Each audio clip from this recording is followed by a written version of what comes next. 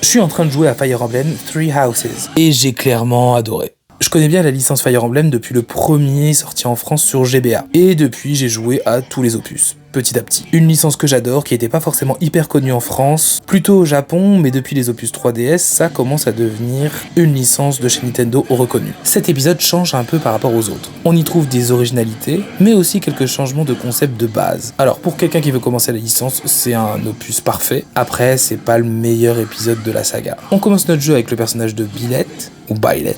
On choisit son genre et on se retrouve à devenir un professeur du monastère de Gareg. C'est dans ce monastère qu'on retrouve les futurs leaders des 3 grandes régions de Fodlan, le territoire du jeu, avec tous leurs compagnons bien sûr. Va falloir choisir une des factions. Du coup, on a une grosse rejouabilité puisque quand on commence le jeu, on peut choisir une autre faction et découvrir l'histoire des autres camps. Bon, alors l'histoire c'est du classique à la Fire Emblem, un peu de clichés, un peu de rebondissements, des choix, de la rejouabilité, on connaît bien. Donc on se retrouve dans un énorme monastère qui sert en fait de grand hub. On va pouvoir discuter avec les personnages, se balader et faire diverses activités. La pêche, la cuisine, jardiner, boire un thé, passer au sauna et plein d'autres. Chaque activité va coûter un point d'action, donc il va bien falloir choisir ce qu'il faut faire à tel moment. Et tout ça, ce n'est pas pour rien, ça a un vrai impact sur le jeu. Parce qu'on va améliorer nos affinités avec les personnages, on va en recruter de nouveaux, et on va monter nos statistiques. Et c'est pas tout. Le jeu est rythmé par un calendrier assez pointu, c'est un peu la nouveauté de l'opus. En fait, chaque semaine, on va pouvoir choisir diverses activités avant d'arriver au combat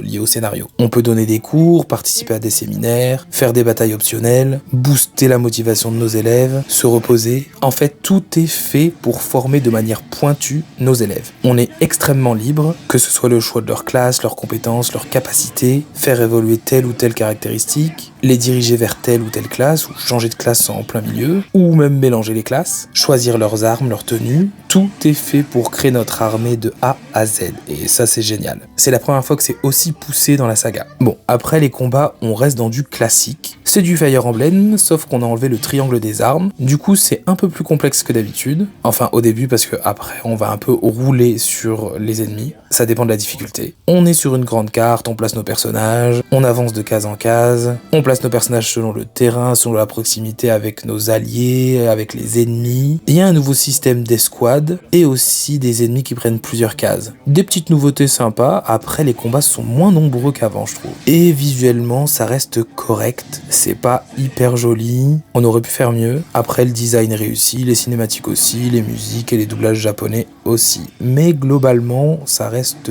décevant visuellement.